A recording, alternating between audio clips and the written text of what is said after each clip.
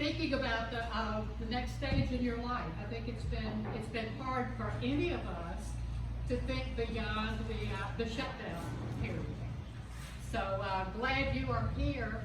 And want to mention when the COVID situation hit, it was actually for me the second time that I had felt very lucky to be here. The second time in a difficult situation that I felt I was much better off here than I would have been if I had stayed in the home that I'd been in for such a long time before.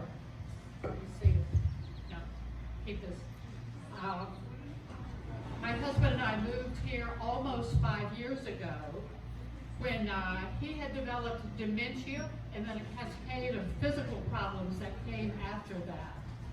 Until then, we had both just wanted to stay where we were, keep going with what we were familiar with and what we liked. We liked our house, we liked our neighborhood, the town we were in, and had no idea of moving to a life care community. But as he needed more and more help, we realized that we needed backup, that we needed help, and began looking at life care communities in this general area with some trepidation.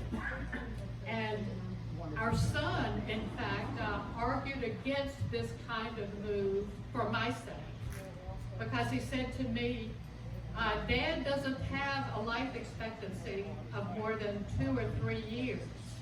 And when he dies, then you'll be stuck there. And that's the way I thought about it too, that I would be stuck here. But we needed the help. We did make the move. And for the 2 years that he was here and lived with me in independent living, for all except the last 2 weeks, we got better support than I even had imagined. But what I particularly did not expect was that after he died, and I was a widow, alone for really the first time in my life, I was glad I was here. I could not have realized ahead of time that this is an excellent place to be, whatever your situation. Because although we had loving and attentive children and grandchildren and wonderful friends, you're sort of isolated when you live alone. And here, there was really a supportive, enjoyable community. And I was so glad. I was not smart enough to have figured that out on my own. So that's why I felt lucky to be here at that point. And then, of course, a few months ago, when the coronavirus became this overwhelming situation for everybody, I was again very glad to be here. And for so many reasons that Nick Mataro mentioned to the several of us who will be speaking to you, choose one aspect. Don't try to talk about all of it. But certainly, first of all, I felt lucky about being here when this happened, because I would not have been as attentive to what I needed to do. I wouldn't have been keeping up with the facts about the virus on my own the way that management here was. We particularly credit the CEO, who will be speaking to you later, but all of the team, the medical team, the culinary team, everybody, for paying attention early on to what was coming, to begin to put safety features into place and keeping us safe.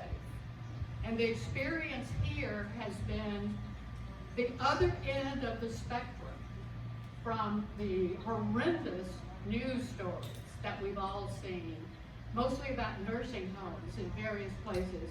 We're at the other end of the spectrum. We've been protected in a number of ways. I think somebody else is going to address that in more specifics. So I'll go on to say that the part that I've chosen to talk about in things that have made the shutdown period more pleasant for me were the adaptations in culinary. In normal life here, we have both a cafeteria and a more formal dining room. And we are treated to delicious food with a lot of variety. It is definitely one of the drawing cards for being here. When we got into the situation where we needed to be distant, of course it was necessary to shut down eating at tables together. So what they have been doing since mid-March, maybe even early March, is supplying food to be picked up in the cafeteria. No use of the dining room at this point at all. And devised a number of ways to keep everybody moving through, to allow more space. The cafeteria hours are all day now, so that we're not all coming in at the same time. And we don't have quite the variety that we used to have, that we would talk about as being almost like being on a cruise ship. The luxury of all that food and all that variety, but we also don't have cruise ship infection. And we're still having very good food, both deli and hot meals, several choices of hot meals, lots of other. I think you're going to be taking a look at it.